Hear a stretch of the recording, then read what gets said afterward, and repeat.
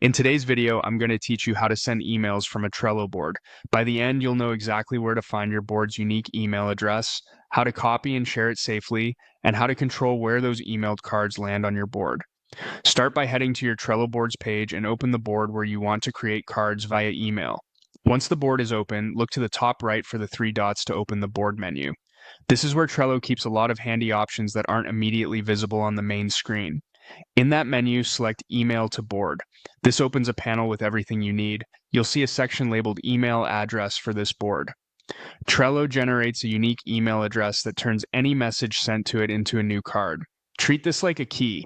Anyone with the address can add cards to your board, even if they're not a member. Right next to the address, you'll see a link and a copy button. Click copy to place the address on your clipboard, then paste it somewhere safe. Your notes, a team wiki, or directly into your email contacts so it's easy to use later. If you prefer, click email me this address and Trello will send it to the email associated with your account, which is a convenient way to keep an official reference. If you ever think the address has been shared too widely, or you want to rotate it for security, use the reset email address option. Trello will generate a new one instantly, and the old address will stop working. After resetting, remember to update any places where you've saved or shared the address. Before you start using it, set where your emailed cards should appear.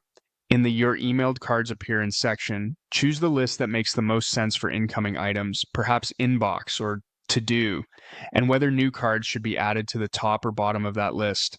This small tweak keeps your workflow tidy from the moment emails arrive.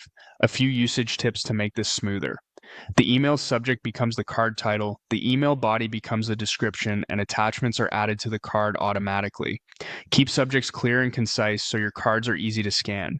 If you're forwarding messages, trim out signatures or long reply chains to keep the card clean. That's it. Open your board, use the email to board setting to copy the unique address, choose where those cards land, and keep the address secure or reset it when needed. You're ready to turn emails into actionable Trello cards in seconds.